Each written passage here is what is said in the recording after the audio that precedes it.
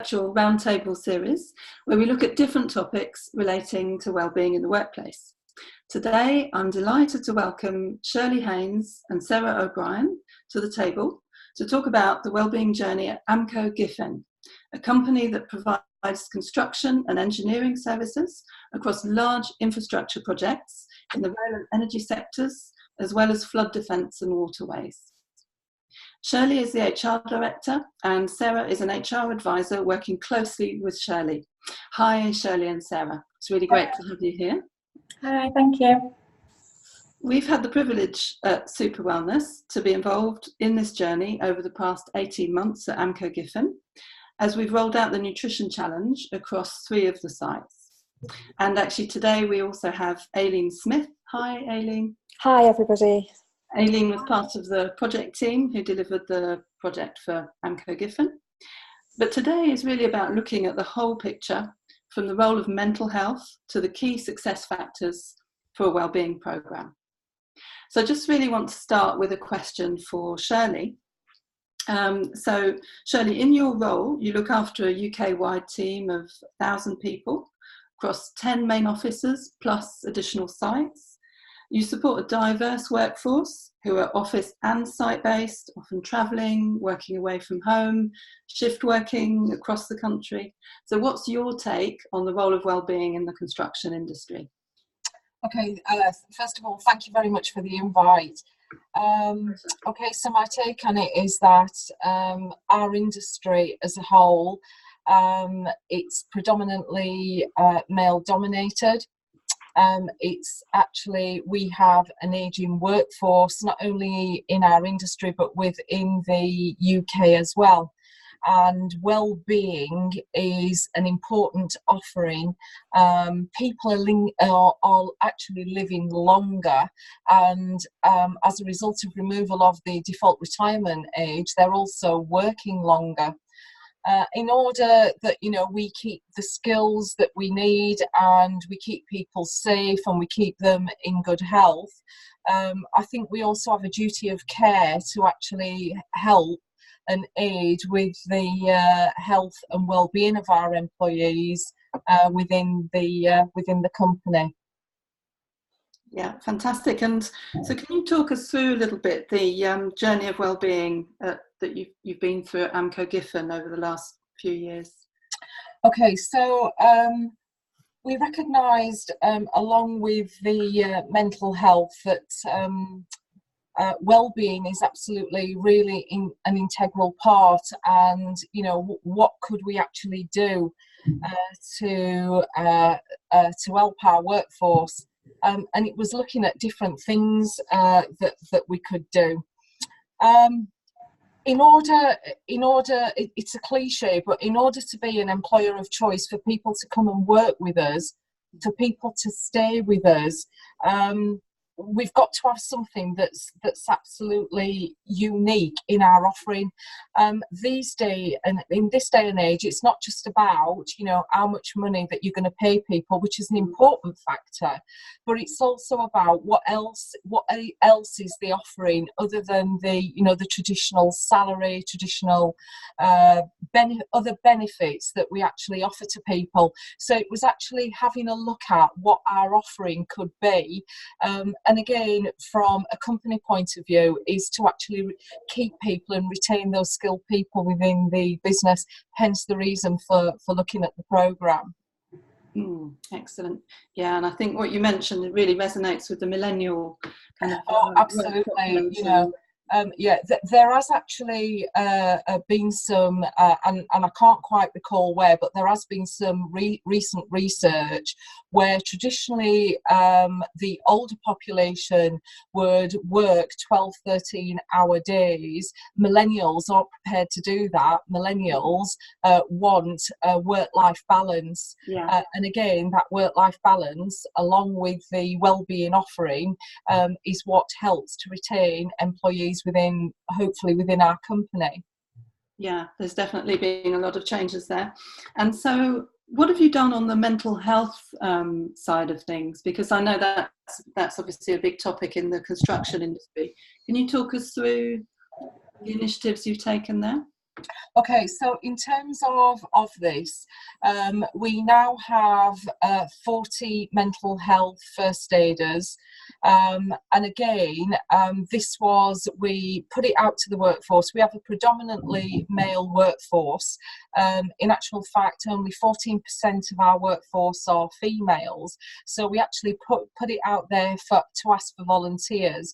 And I was absolutely delighted the amount of males that actually came forward. So we have got, as I said, 40 people trained as mental health first aiders. And in view of that, what we actually thought about doing as well is, instead of going out to tender to get people into to be trained for mental health, we would actually consider training one of our own people to be a trainer, so that we could then, we've got somebody who we could actually then go out and train and get certified. So in terms of that, we've also, we actively promote mental health and wellbeing. As part of my team, I actually have an occupational health coordinator, and as well as part of a training and development. We've also supported her that she's actually training to be a counsellor. She's now approaching the time where, in order to, it's quite a long process. It's not something that you can just go on a 1-year course and do. It is quite a lengthy process in terms of, you're looking at between 5 and 6 years. Yeah. We've supported her for the last 3 years, and we're now looking to potentially, we're now talking the degree level. So that's how committed that we are. Yeah, so it's really embedded within the organisation. Yeah. And I know you've had a lot of dealings with the Workplace Wellbeing Charter, so can you talk us through that? All right, yeah. The Wellbeing Charter is something that happens in England, and it's run by the local council, and we got in contact with the local council, and there is really a quite strict and stringent process to go through. So it's not just a case of having a document, ticking the document to say, yes, we do that, yes, we've got that policy.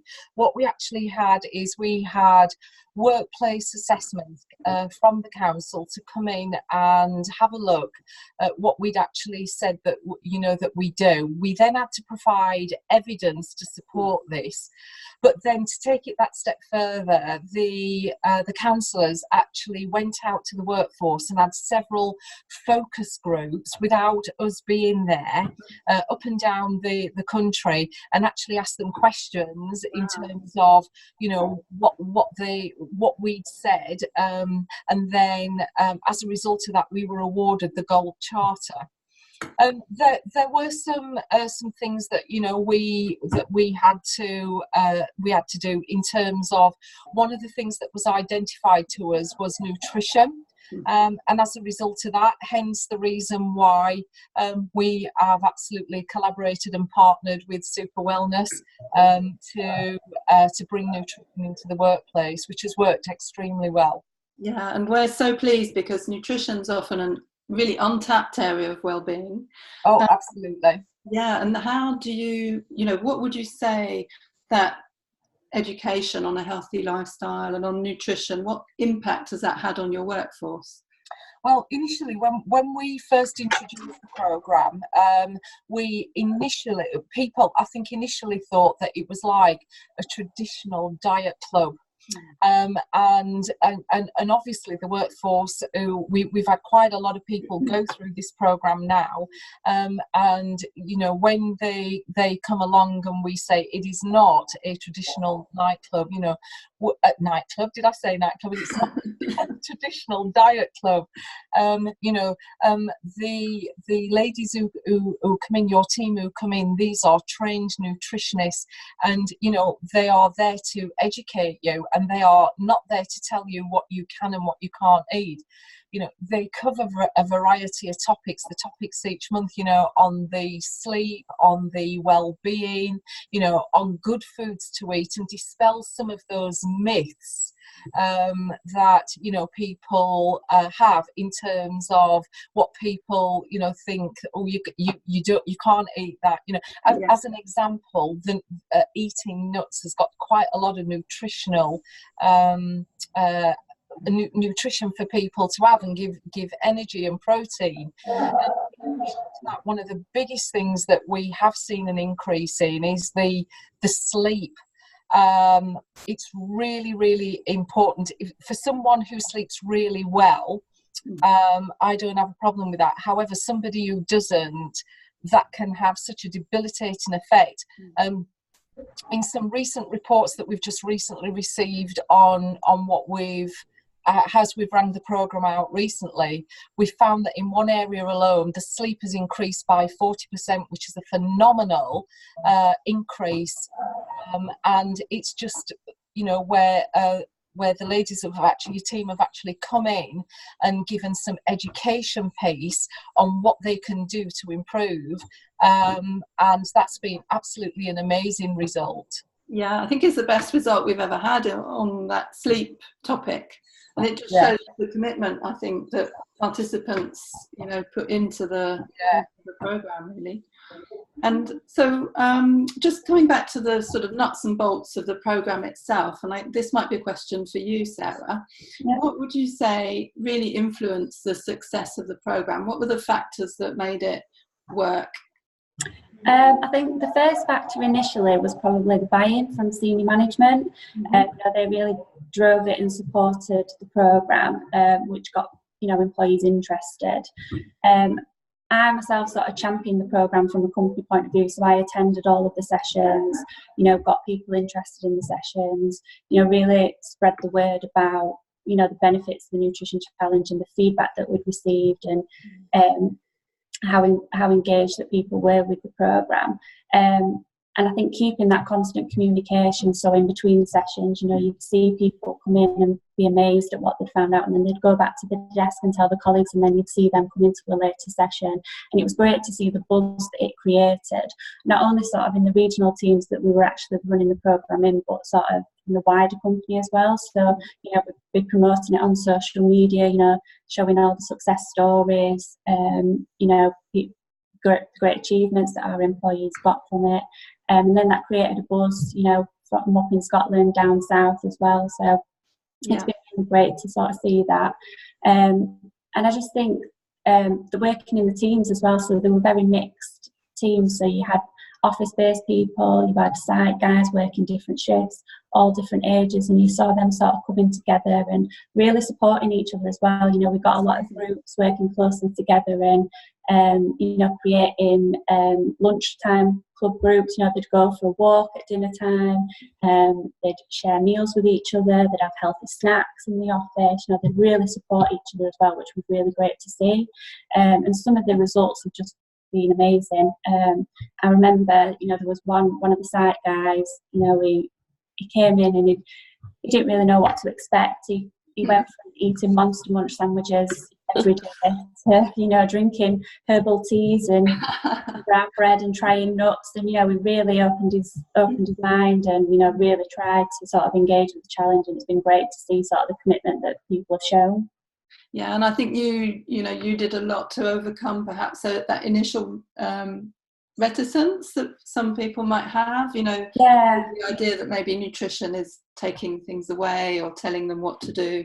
Yeah, so a lot of people did think it was, you know, coming to like a diet club and you'd be telling them what they can and can't eat. But, you know, when they came, it really opened their eyes and, you know, they could see that actually it wasn't about that. It was about more the lifestyle and how nutrition can affect different things like your sleep and your energy levels and your stress levels, and how just making small improvements can really help. And it was great to see that, you know, people were feeding this back to, you know, their lifestyle outside of work, so they were feeding it back to their families, and, you know, they were cooking healthier meals for the families and they were seeing the benefits that had, and it was really great to see some of the sort of successes. And I know people were obviously a bit apprehensive about, you know, getting on the scales, what those results would be and if they had to do it in front of people. So my role was to sort of, you know, take that pressure away and sort of calm them down and Yeah. They didn't have to share the results with anyone. It was completely confidential, and they could just talk one-on-one with the nutritional therapist if they wanted to. So it was really great. It was tailored for individuals, but sort of suited everyone as a whole as well.